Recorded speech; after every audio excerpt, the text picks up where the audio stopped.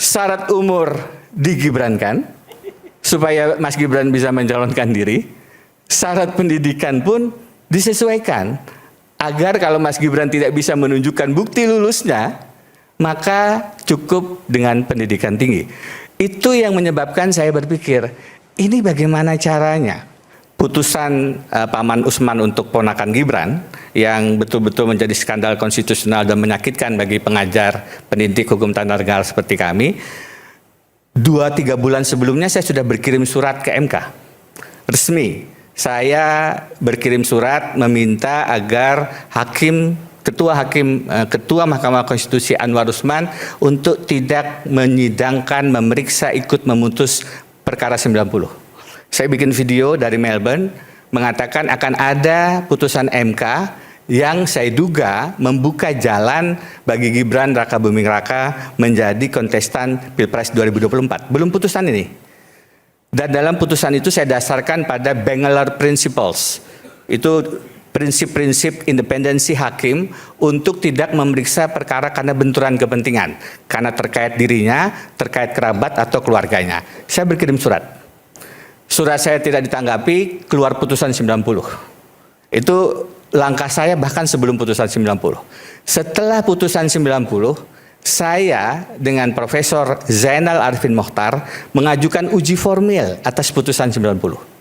Karena sudah ada putusan Majelis Kehormatan Mahkamah Konstitusi yang diketuai Profesor Jimli mengatakan putusan 90 itu ada, dilaksanakan, hadir, lahir dari pelanggaran etika berat sehingga Ketua MK diberhentikan, maka kami menganggap syarat formil putusan MK itu cacat.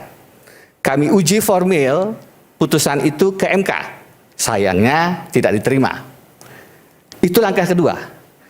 Kemudian kemarin, 2 minggu yang lalu, kenapa ini muncul?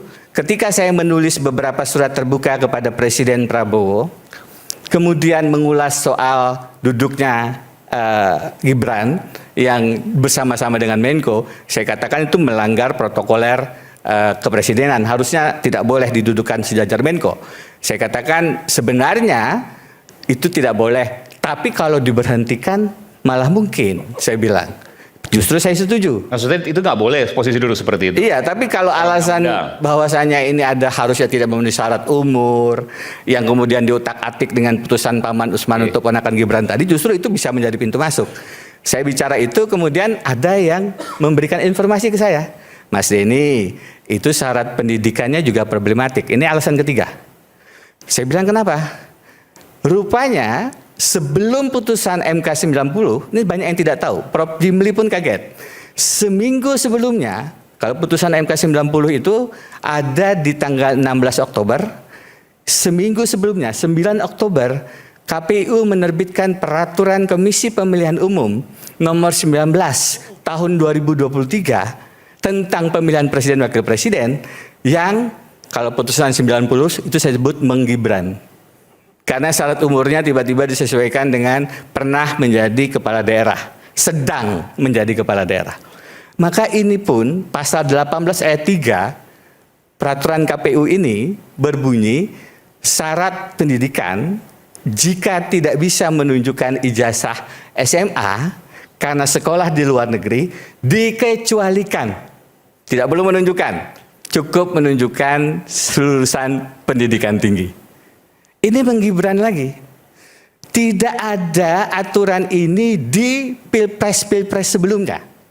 Tidak di peraturan KPU 2019, tidak di peraturan KPU di 2014, sehingga ini menurut saya lagi-lagi mencederai aturan main berkompetisi pemilu kita. Syarat umur digibrankan supaya Mas Gibran bisa mencalonkan diri. Syarat pendidikan pun disesuaikan agar kalau Mas Gibran tidak bisa menunjukkan bukti lulusnya, maka cukup dengan pendidikan tinggi. Itu yang menyebabkan saya berpikir, ini bagaimana caranya? Maka menurut saya, dengan segala hormat, gerakan legal formal saja di tengah, jangankan pengadilan negeri, pengadilan tata usaha negara, Mahkamah Konstitusi bisa dipermainkan. Wibawa derajat harkat martabatnya dirusak Tanya ke teman-teman yang ada di sana. Profesor Saldi Isra, betapa sedihnya mereka melihat MK dengan putusan 90. Maka legal formal saja tidak cukup, harus ada gerakan sosial juga, legal substance. Bukan hanya formalitas, bukan hanya prosedural, tapi juga substansinya. Ini etika, moralitas, konstitusi kita dipermainkan. Dalam hal syarat pendidikan, kita merusak etika pendidikan kita. Tidak ada lagi meritokrasi di situ. Tidak ada lagi aturan main menghormati kapasitas intelektual. Cukup dengan merubah aturan main. Syarat umur di MK, syarat pendidikan di peraturan KPU. Dengan menunjukkan akhirnya, apa yang digunakan oleh Mas Gibran? Waktu wali kota Solo adalah surat keterangan penyetaraan bahwa beliau grade 12 setara SMK di bidang akuntansi dan keuangan. Itu surat keterangannya di tanggal 6 Agustus 2019. Itu yang digunakan. Pertanyaan kritisnya adalah ketika disetarakan menurut peraturan Menteri Pendidikan Kebudayaan nomor 29 tahun 2014 pasal 1 ayat 3, penyetaraan pendidikan luar negeri itu dengan menunjukkan ijazah, sertifikat, diploma. Sampai sekarang kita tidak pernah melihat itu. Itu yang saya sembarakan. Itu yang saya minta tolong tunjukkan. Oke. Kalau itu tidak ada, maka berarti tidak memenuhi syarat pendidikan minimal SLTA atau sederajat. Karena tidak bisa menunjukkan penyetaraan itu. Oke, sampai sini dulu. Ya, ada komentar soal ini? Silakan. Jadi begini Pak, kita ini kan sudah menuju pada fase perdebatan hukum soal putusan MK 90. Tidak perlu lagi itu dibawa-bawa sampai dengan hari ini. Kenapa? Putusan MK 90, walaupun ketua MK-nya Pak Anwar Usman itu adalah pamannya Pak Gibran, tapi putusan MK itu sudah dibatalkan oleh putusan PT UN. Justru yang melanggar etik adalah Profesor Jimli menurut putusan pengadilan Tun. Dan oleh karena itu MK sudah dihukum oleh pengadilan Tun Jakarta untuk membayar biaya perkara sebesar 300.000. Itu adalah menyatakan pengadilan bahwa MK keliru dan dinyatakan Tapi salah. dalam hal ini kan bukan soal sidangnya aja, Ya. tapi bagaimana kemudian persyaratan tadi, bagaimana menjawab itu? Ya, persyaratan tadi itu kan sudah dilakukan oleh KPU. Dalam proses pendaftaran calon, itu ada masa jeda 14 hari yang diberikan kesempatan kepada masyarakat untuk menanggapi atau keberatan. Nah, sampai nggak ada keberatan itu di situ. tidak ada keberatan. Nggak ada 14 Oleh hari. karena itu, sebentar Pak Iman. Iya. Mas Aiman, itu kan di MK juga membahas tentang tahapan pencalonan. Waktu itu ya. Dulu, 14 hari dan tidak pernah ada Nanti putusan saya berikan MK kesempatan. mengatakan 14 hari nggak ijazah. pernah ada komplain, nggak pernah ada keluhan. Lagi-lagi, kalau kita bicara hukum itu ada 3. Kepastian yang beliau jelaskan. Yang 2 yang sering diabaikan adalah rasa keadilan dan kemanfaatan. Kepastian hukum itu kalau dijadikan pijakan hanya pasal saja, itu ibarat orang, kalau kata Profesor Sacipto Raharjo, zombie. Punya fisik, nggak punya roh. Keadilannya itu di rohnya. Kenapa ini tidak pernah diungkit? Karena tidak ada yang tahu, ini di peraturan KPU. Nggak, 14 hari. Betul, sebentar. Kalau ini diketahui sedari awal, pasangan calon pada saat sengketa Pilpres, nomor 1 Anies Mohaimin akan menyoal, Gibran tidak memenuhi syarat pendidikan nih. Pasangan calon nomor 3, Ganjar Mahfud akan menyoal. Kenapa kemarin tidak ada yang menyoal? Ini dilapis peraturan KPU. Siapa yang baca? Saya baru baca. Saya cerita ke Prof. Jimli. Prof. Jimli bilang, itu peraturan KPU untuk menyesuaikan dengan putusan 90D untuk syarat umur. Prof, putusan 90-nya 16 Oktober, ini peraturan KPU-nya 9 Oktober. Duluan Prof. Masa? Prof. Jimli tidak tahu. Saya baru tahu. Para peserta tidak tahu. Syarat 14 hari tidak ada bisa. rekayasa Jadi di dalam sikap KPU untuk memenangkan salah satu pasangan calon. Di dalam undang-undang 9 Oktober, 16 Oktober Ya, ya. Jadi 9 Oktober keluar peraturan KPU, Ya. 16 Oktober itu Begini. putusan 90. Undang-Undang Nomor 7 tahun 2017 tentang pemilu itu ada pasal 227. Ya, huruf L tentang pendaftaran pasangan calon presiden.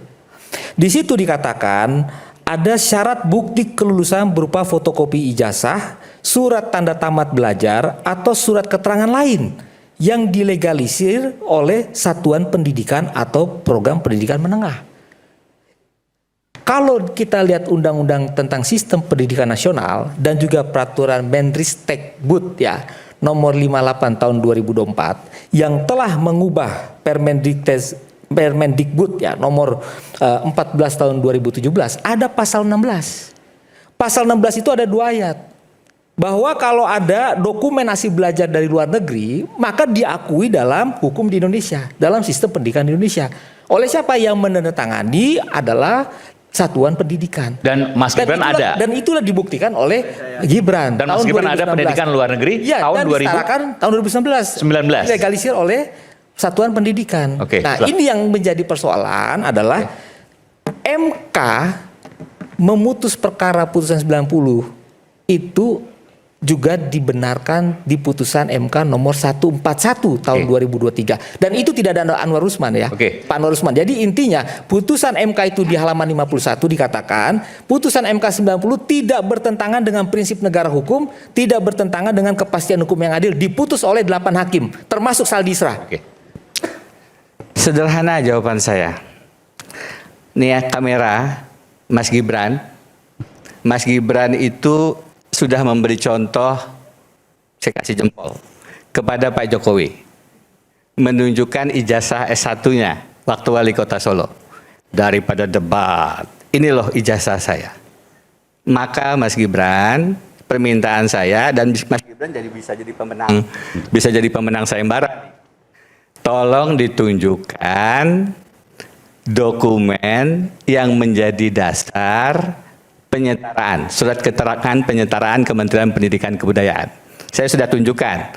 Waktu S2, S3, ijazah saya itu dapat surat penyetaraan dengan menunjukkan ijazah S2, S3 saya. Mohon, sebagaimana juga panduan yang dikeluarkan Kementerian Pendidikan Kebudayaan, kalau ingin penyetaraan SMA, ada ijazahnya yang ditunjukkan, ada transkripnya yang ditunjukkan. Mohon transkrip dan ijazah itu bisa ditunjukkan, dengan demikian masalah selesai. Jadi sebentar, yang menurut Anda belum clear adalah ijazah penyetaraan SMA. Yang kita lihat sejauh ini dan sudah menjadi dokumen publik itu pun setelah diminta oleh Mas Bonatua di KIP adalah surat keterangan dari Kemendikbud Dikdasmen. Penyetaraan. Beliau grade 12 SMK. Oke, jadi penyetaraan. Tetapi untuk disetarakan SMA. itu di dalam panduannya dijelaskan harus ada dokumen. Oke. Dokumennya adalah mana bukti lulus di UTS Insert-nya, mana transkrip nilainya dan seterusnya. Nah, oke. Jadi nanti Mas Roy itu tunjukkan. yang sampai sekarang tidak ada dan bulat ini. Berbeda dengan pada saat menunjukkan ijazah S1, Mas Gibran dengan gagah berani menunjukkan. Sekarang ketika diminta mana ijazah UTS Insert yang disetarakan itu masih gaib dan raib. UTS Insert itu setara SMA itu maksudnya? Nah itu yang nggak tahu, gaib dan raib itu. UTS ini kalau saya sudah beremail ke seharusnya yang dianggap oleh Mas Gibran adalah begini. UTS Insert itu setara dengan SMA. Saya sudah berkirim email tentang ini. Saya berkirim email ke UTS Insert, ke UTS sendiri, ke Orchid Park Singapura, dan juga kemarin ke MDIS. Mencari mana sih dokumen yang menjadi dasar penyetaraan. Harusnya ijazah, harusnya sertifikat, harusnya bukti kelulusan. Nah, Mas Gibran tidak mau menunjukkan, berbeda dengan pada saat menunjukkan ijazah S1-nya. Saya bertanya ke UTS Insert. Saya bertanya ke tadi 2 tempat. Dan jawabannya UTS Insert misalnya. Jawabannya UTS Insert menjawab 2 kali. Bahwa ini masih terkait data pribadi. Mereka berlindung di Privacy Act. Saya akan mempertimbangkan langkah-langkah hukum sebagaimana keterbukaan informasi publik di Indonesia. Kenapa? Kebetulan saya punya izin praktek dan kantor di Melbourne dan Sydney. Saya sedang mempertimbangkan untuk mengambil langkah hukum dari kantor Sydney terhadap UTS Search. terhadap